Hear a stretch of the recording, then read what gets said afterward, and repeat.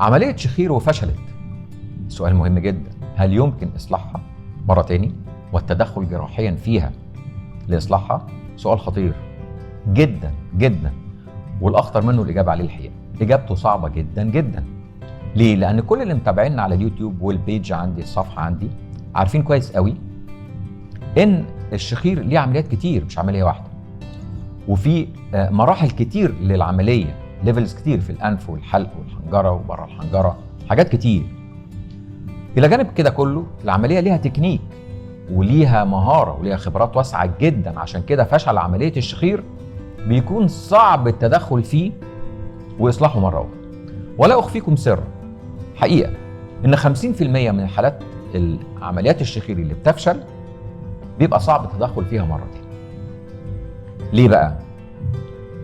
لأن الحقيقة عمليات الشخير بتبقى فين؟ عمليات الشخير التريك اللي فيها أو الحاجة المهمة اللي فيها إن إحنا بنصلح مجرى التنفس، ومجرى التنفس ده أي حاجة بتسد ولو صغيرة بتأثر فيه، فما بالك لو هذا المجرى الحاجة الصغيرة اللي سدته بعد عملية الشخير سدته أكتر.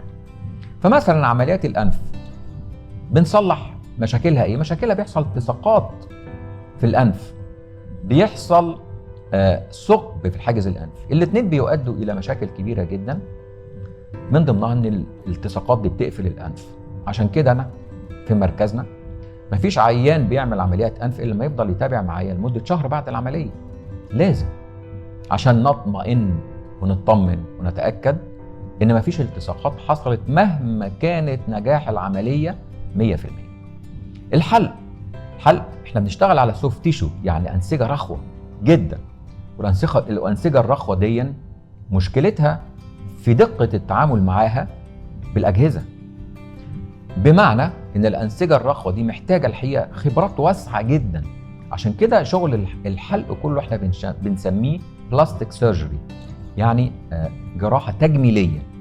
حتى لو بنشيل جزء من سقف الحلق، حتى لو بنشيل جزء من اللهاب، قد ايه بنشيل، وبعد ما بنشيل بنعمل ايه، وبنشيل بايه، وبعد ما الكلام ده كله بيحصل تليف في المنطقة دي، التليف اللي بيحصل بيضيق الحلقة قد ايه، وعشان التليف ده ما يحصلش بنعمل ايه. الحقيقة اسئلة كتيرة جدا ليها تقنيات كتير جدا ومحتاجة خبرات واسعة جدا.